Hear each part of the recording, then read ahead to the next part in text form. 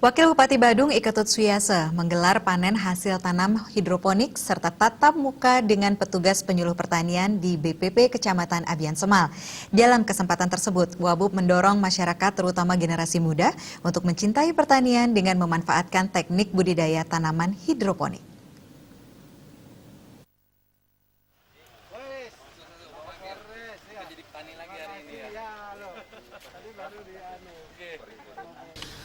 Panen hasil tanam hidroponik juga diikuti oleh Kapolres Badung beserta jajarannya. Wakil Bupati Badung Iketut Suyase berkesempatan memetik langsung tanaman hasil budidaya hidroponik tersebut berupa sayur dan buah, serta menyerahkan bibit cabai kepada kelompok tani.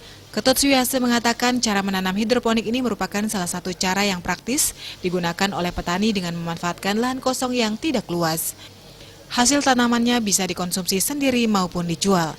Pemerintah Badung saat ini terus mendorong masyarakat terlebih generasi muda untuk memulai menggeluti pertanian dengan cara hidroponik.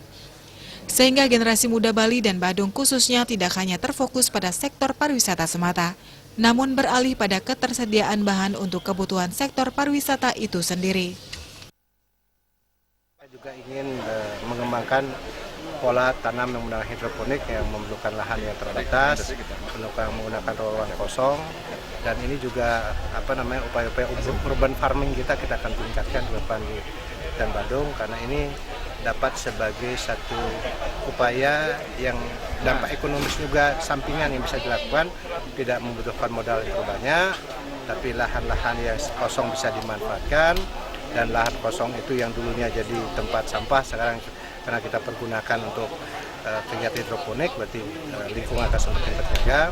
Sisi ekonomis mereka otomatis biasa mereka membeli sayur-sayuran dan bahan-bahan pangan yang lainnya, mereka sudah bisa produksi sendiri, bahkan kalau lebih mereka bisa jual.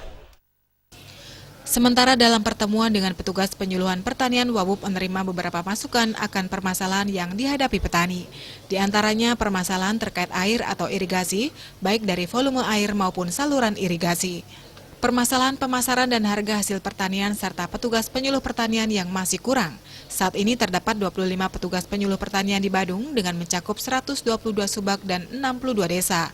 Sehingga satu petugas memberi penyuluhan pada 1 hingga 4 desa dan hasilnya pun dinilai kurang efektif. Di samping itu kesejahteraan petugas penyuluh pertanian yang perlu ditingkatkan. Persoalan yang masih berlanjut yang perlu kita selesaikan, itu misalkan antara lain bahwa pertama persoalan air dan pengairan itu sendiri di sektor pertanian di Badung ini masih perlu kita tingkatkan dari sisi volume, ketersediaan air kita, dan juga pola jaringan irigasi kita. Diharapkan dengan menggalakkan hidroponik ini, perekonomian Badung mulai bangkit sebagai dampak COVID-19. Raiswantara, Bali.